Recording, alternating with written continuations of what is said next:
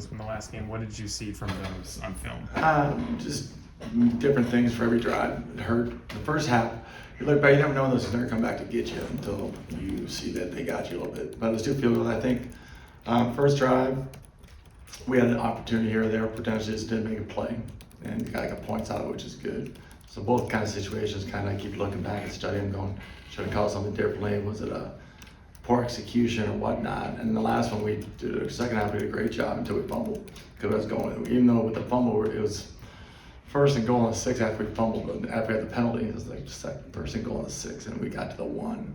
That's just a fumble, so nothing there. I thought we figured it out pretty well in the second half. We gotta keep trucking. Gotta keep trucking on that. It's good we're getting points, we're just not scoring enough touchdowns. So that's that point after some practice, and keep trucking. So how do you emphasize that in practice? Do the situational stuff with the ball inside the 15 and get the looks you're going to see defensively from the team you're playing against, and go get it and keep going. And then like I've always said before, is it plays? Is it not putting the right guys in the right spots? Is it should call something differently? And all there's so many things I always add into it. So that's how you do. That's how you practice. So it's been good. Been good to see. Excited to see what happens. So what do you think UCF wants to do against you guys? Overall, Yeah. They're sound. I mean, they lost last week, but they've been sound defensive, statistically pretty good. Most of their stuff statistically, they run well. I'm sure they want to put pressure on us from their front if they can. They play a lot of man coverage. They run really well. So I think they're probably trying. We hope they could probably try to pressure their front four if they can, and try to play coverage in the back end. What do you like about you had 2 plays where you had one where Cole got to run and one where Zeke got to do it. What do you like about, I guess, giving those guys a chance? You try to get guys who can make plays on the field. So they've shown the ability to in practice. They did a really good job of that. And it's kind of like, it wasn't as much Jason Jalen-ish, but it's just like you got guys and you have with Daniel not playing. In that game, you're like, okay, can we get ball distribution to the guys, to different people? So it's like E-man in the backfield, and different ways to get guys that can really make plays. And keeping 2 quarterbacks on the field is good because they can still, it's not like if you take one, if you do it differently, I mean, both those kids can throw. Like we can do a lot of different things. So I think the athleticism they both shown in practice has given us the confidence to say, let's do what we need to. And it makes the defense have to practice it, which is good. Was there option there for either of those plays? Maybe not. I guess you gotta keep watching, you never know. See you on Saturday. See us. So far this season with Jalen quarterback, I think you guys are averaging like on a third down is like 3rd and 7. Is there a particular reason you're seeing first and second down that you guys are being forced in situations where it's a lot more? And now, was that again? What did you say initially? I think you guys with Jalen at quarterback are averaging 3rd and 7 when it goes to third down. Yeah. Against FBS opponents, of course. But Yeah. is there a particular reason that you're seeing it be like turn a longer third down situations? No, you know, the crazy thing, and I was thinking about this, I can't do any statistical analysis right now because I haven't looked hard at it, but like the last 2 games, we've made some better plays on 3rd and long than we did 3rd and medium. The problem I'm having right now is at this point with our 3rd and medium, our 3rd and 4 2-7. Now, like I said before, every year, I'm a math guy, so you want to play a stats game, I can play a stats game with you guys. But there's situations sometimes where are you trying to get to 4th down and manageable? You know, because we're 3 of 9, I think they were 2 of 2 on 4th down. So you do the math skills there, like, well, then it really becomes 5 of 9. So I mean, there's different ways to look at different numbers. Sometimes we've got games where we've got leads and we're 3rd and 9, we just hand the ball off. We're not gonna make it, you know, so there's different things on that. But the thing that we were really good at last year was the 4 to 7. I thought we were really good. Devin was terrific. Luke and Jared Case were making plays. They were doing really good things in that 4 to 7 range, where it should be the 3rd and manageable, as people like to call it. Like try to get to it.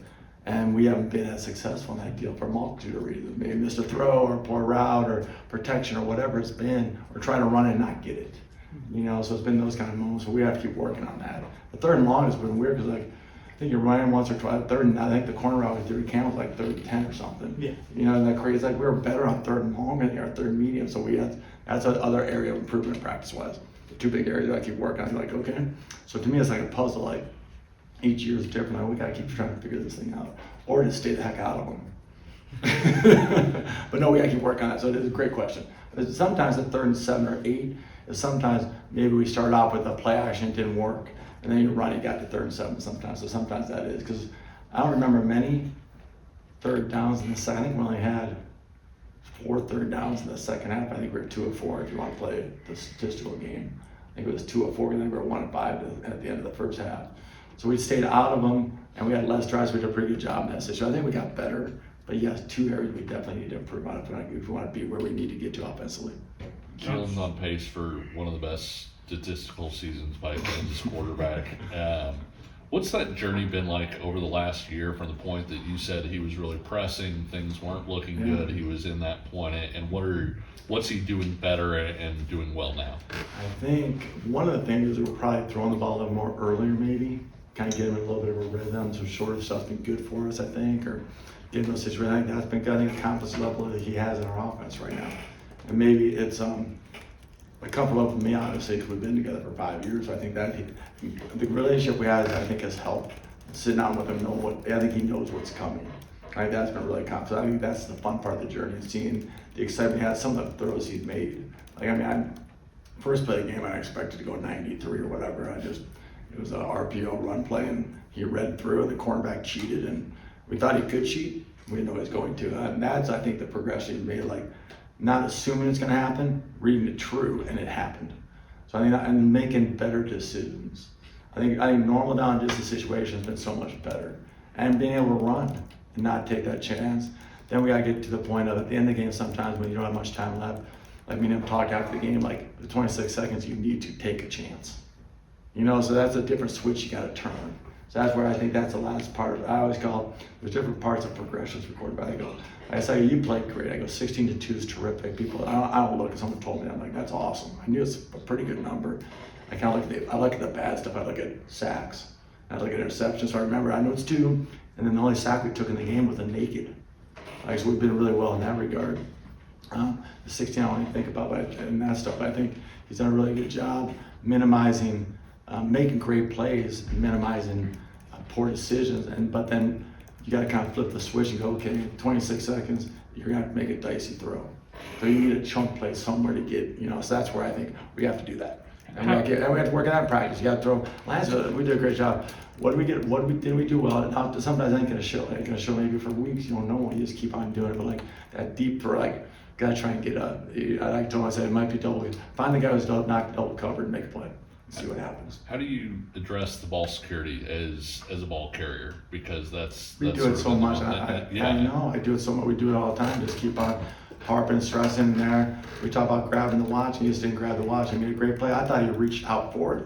Talking about Jalen, right? Yeah. I thought he reached out for it when you watched it. I watched the copy, and then I watched the TV copy also, because sometimes you get different views of it. And he's just got knocked out. He just didn't grab. He didn't cover. He wasn't trying. I thought at first, I'm like, oh no, did he try to score? And he really didn't. He was fighting for it. A lot of times it comes down to wanting it so bad that you got to know when it's done. It's like talking about it's over. The play's done. You got to the one to stop. And it's covered up. That's where you just keep on stressing and showing, and then keep going back to the blaster and all that good stuff. How hard is it to get that first down on kind of a last-minute desperation drive? Because it seems like sometimes you guys have success when you have a longer period of time and can stretch it out. But I'd say easier. It's sometimes you have your playbook's bigger, with more time where you can run quarterback draw, you can let him go run around where he's going to sit in the pocket, you got to make a chunk. So it is difficult, more difficult, but you got to do it. And you just got to put them. I got to do a better job putting those situations within practice, like certain throw. Hey, this. And so he knew it was coming. We talked about the whole drive, because the weird thing about that drive was like we were in 2 modes. We were in, hey, we might have to still get a first down mode. Then I got down to, or kneel. Do we have to take a delayed kneel to get a delayed kneel to get extra seconds? 2 also, hey, but if they do score, we got to get back in touchdown field goal mode. At worst, it's gonna be a field goal. So it's like a lot of different conversations. So me and him, the coach, that we laid out the whole drive that was coming. Like those 4 plays that came, or at least the first 2 were coming, or were coming. Like we knew it was happening. Like, hey, you just got to be prepared for all different things. So yeah, but the first one's tough because you're trying to say you have one time out, so you kept playing the middle, and we had an opportunity. I think Emmanuel a little bit, then Key was coming open at dig potential a little bit, but you hope to get that one just to keep going.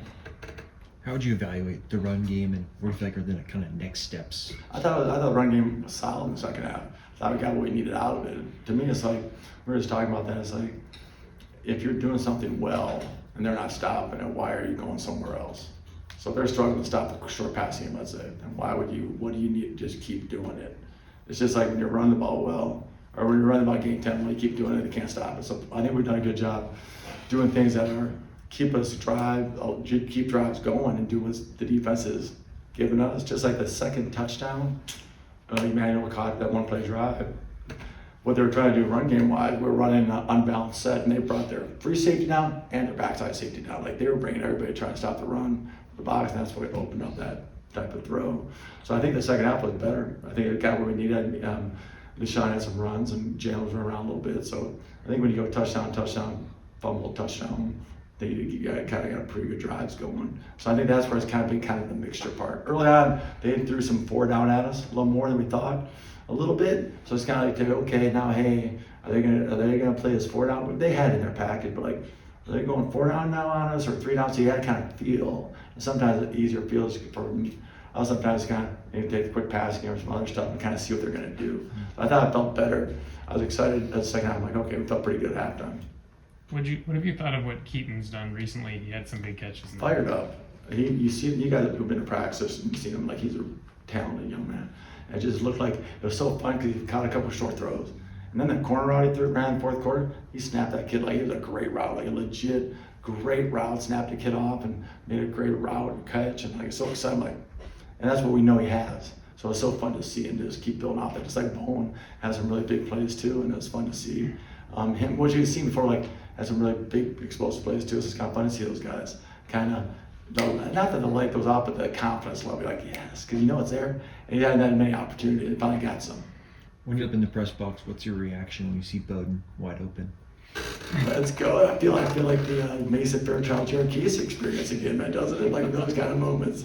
But no, it's been good. He's been a really, like not a surprise. He knew it was good, but like just done a really great job. You know, especially with something that's happened in that room now. He comes in like.